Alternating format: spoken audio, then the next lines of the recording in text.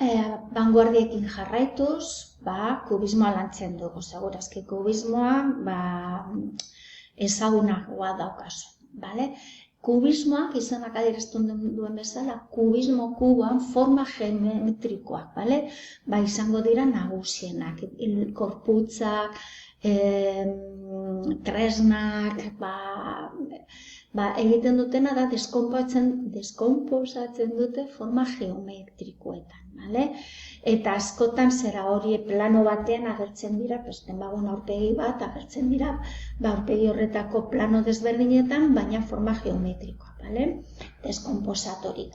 Ikuspuntu desberdinetatik ikusten aurpegia. Segurazki ezagutzen duzue Pablo Picasso, hemen dituzue Juan Gris, Espainiako bebai Juan Gris, hemen dituzue adibide batzuk.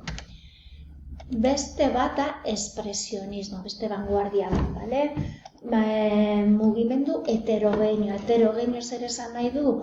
Artista desberdinak daudela eta artista bakoitza bere nortasuna dauka.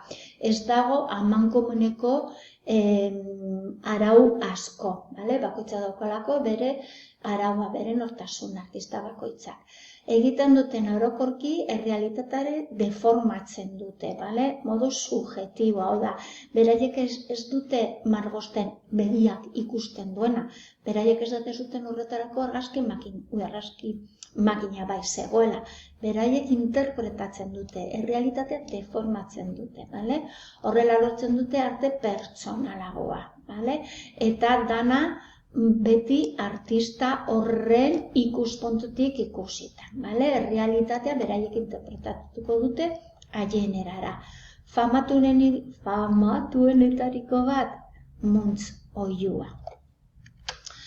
Zakatzen badituzu hemen, gula artea lantzen ari gara, baina musikan bebai aldaketa pila egon ziren, dantzan, zineman, ikusten ditugunean horrelakoa gaur egunean iruditzen zaizkigu zarkeria, baina eske garai hartan izan ziren, zera benetan haustura, eta benetan garai hartako burgesia eta jendea, harrituta zegoen ez zuen ulertzen zer gertatzen zen, aldaketa hainen gogorrak izan zirelako.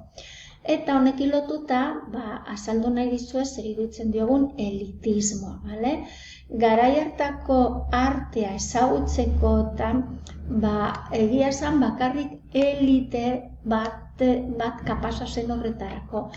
Pertsona horiek goi mailako kulturako zeuden, prestakuntza bat zeukaten, eta horrela ulertu zituzten zera horiek artean sortzen ziren eta egiten ziren kontua.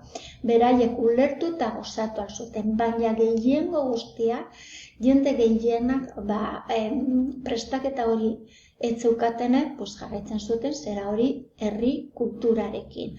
Beraz, hitz egiten ari garen arte horretaz, banaka batzuk gozatzen zuten. Amaitzen dugu honekin atal hori.